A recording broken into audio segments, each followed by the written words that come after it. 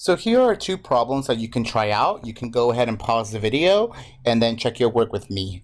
So let's go ahead and try these problems out. There's a lot of things that's going on. The first thing that I kind of want to do is distribute this 3. Okay, so I'm going to have 8p plus 3p minus 36 is greater than 7p minus 28. Okay. Then I notice that I can combine these two things together because these are the same. 8p plus 3p is going to give me 11p. Then minus 36 is greater than 7p minus 28. Now, at this point, you can do two things. You can either move the 11p to either side, or you can move the 7p. What I'm going to do, I'm going to move the 7p over, because when I move the 7p over, it makes it positive. So I don't have to worry about switching the sign. And in a little bit, I'm going to go ahead and move the 11p over to see actually what happens. And you'll see why I don't like having the variable on the right-hand side. But what I'm going to have 4p minus 36 is greater than negative 28. Okay. Finally, add the 36 over. So this is going to go away. So I have 4p is greater than 8. And then I divide by a 4. So p is greater than 2. That is my answer. Okay, so in interval notation, because I solved the inequality, now I want to write it in interval notation. P greater than 2, so here's 2. 2 is not included, so there's going to be an open circle, and it's everything that's greater than, so it's all of this stuff. So my answer is going to be from 2 all the way to infinity. Okay, that is my solution in interval notation. Now let's say I wanted to go ahead and move the 11 over. So let's start over from here. I had 11p minus 36 greater than 7p minus 28. So let's say instead I moved the 11p over. Okay, so there's nothing wrong with that. You're going to get negative 36 is greater than negative 4p minus 28. Then I can add the 28 over. So I'm going to get negative 4p is greater than, this is going to be negative 8. I divide by a negative 4, but once I divide by a negative 4, remember that I have to switch the sign. So it's going to be 2 is now less than p. So this is going to be my answer. Notice that it can be really difficult to kind of read this. It's better to have the variable in the front. So notice I have p. The p is greater than the 2.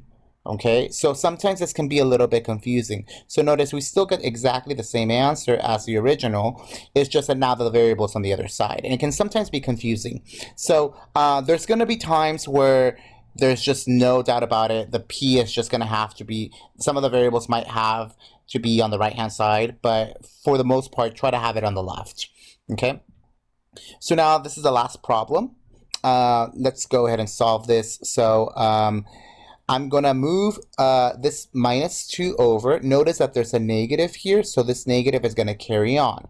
So nothing happens to this 8x. Then I have this negative 2 times this 5 is going to give me negative 10. This negative 2 times this negative x is going to give me a positive 2x. This is going to be less than, I'm going to distribute this 4. So I'm going to have a 4x plus this 36 plus 6x. Okay, I'm going to move this over. 8x plus 2x is going to give me 10x minus 10 is less than, I'm going to add this 4x and the 6x. It's going to give me 10x plus 36. Now I'm going to move the 10x over to the other side. And what happens is that I'm left with negative 10 is less than 36. What would this be? Is this a no solution, or is this an infinitely many solutions? Because it's very similar to what we were doing with matrices. Now, in this case, let's look at the inequality, because all the variables went away. There's no more x's, so I can't solve for anything. But is this a true statement? Is negative 10 less than 36? And that is a true statement. That is an always true statement.